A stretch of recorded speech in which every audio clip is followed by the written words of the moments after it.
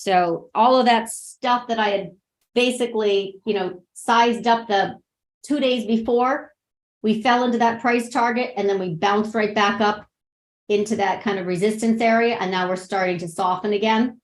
So these areas of support, same thing, the 264 for NVDA or the QQQ 315, right? We're right back to it.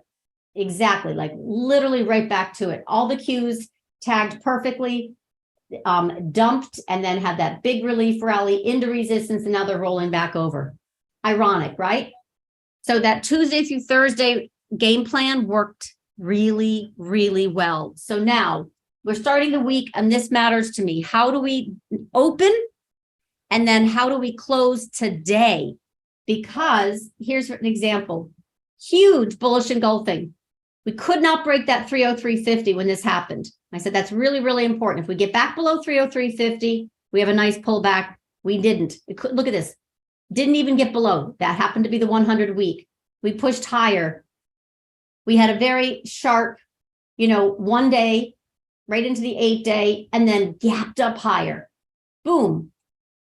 Big expansion on that value rotation model that I show you. And I said, nope, it's petering out. We've hit resistance. So now what I'm looking for is how we open. So not only did the Qs not fill to 322.08 aghast, but they came and closed back inside the Keltner channel. And now they've opened on this Monday. That was a 4-day week last week. I'm on a weekly. They opened underneath the 316. So that's now your quote unquote stop. If it stays below 316, we'll have a nice reversal back down to 311. So I talked about this on Tuesday, right? So it would not surprise me at all for this week that we head back down to 311. So right now, where's the next level? Yeah, you can kind of see this gap fill already got hit, 313.35. Now we bounced up, hit resistance, and we're rolling over. This is what I'm expecting this week right here. So we filled that gap, and then we gapped on Thursday, got rejected. We're coming down here. Call it 315. 316 is now the stop. I'm wrong if it gets back above 316. If it gets back above 316, we can easily go tag that 319. But for right now, if we stay below 316, we should kind of peter out back into that 311. Why is that important here on an hourly? It's also a prior resistance, and then support is 311. So it basically is just congruence, both on the weekly and on the intraday.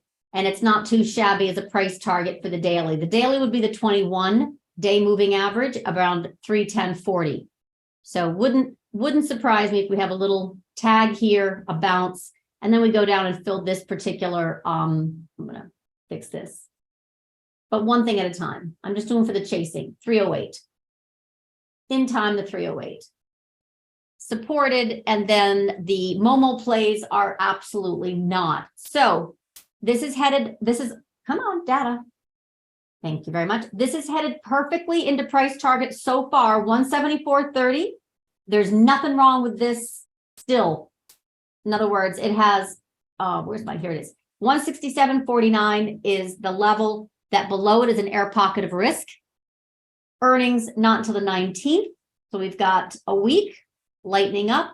Who's the brother there? Kimball Musk. Yeah. So he sold a whole bunch of like 100,000 shares. Anyway, the point is we have this exhaustion candle, and now we have this nice breakdown. It further break. We're heading into that 174.30. I like this. So far, so good. I think Tim's number was 180, his puts. And I remember saying, I like this area of convergence right here. This 176.5 to 178 would be price target. So now I would expect actually a bounce, a little bit of a consolidation here and a little bit of a bounce. In other words, it overshoots, it bounces, right? It overshoots, it has a little bounce. But my target is still this 174.30. And then the big level is this 167.5. We break 167.5, we got a really strong air pocket of risk. NVIDIA is not really falling apart, but it has a nice rollover, right? Tag into resistance, and now it's weakening, staying short. I know it's frustrating, but below this 275.58 is still very nice short. We still need to break 260 for it to even really mean anything. Apple, fabulous. Check that out. 165.70 is that monthly level of resistance. And it really, really did a great job of not filling that gap right here at 171.31. Came up to monthly and then petered out. This is much more important, and we're probably not going to get much until earnings. Earnings, not until 5/4, is such a long way away. But anyway, this 157 is quarterly resistance. It's at support now. Below that, clearly bearish.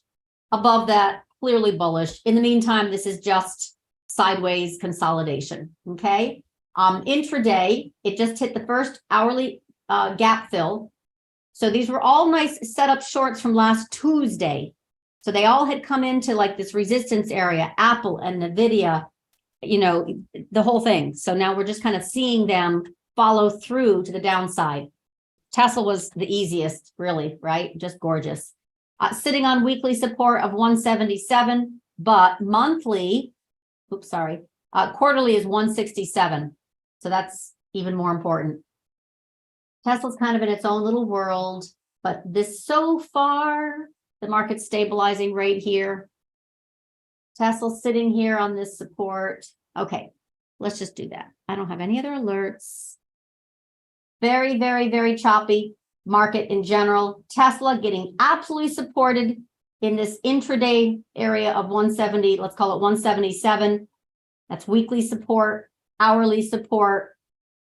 Big picture, I think it just bounces and then heads lower some more.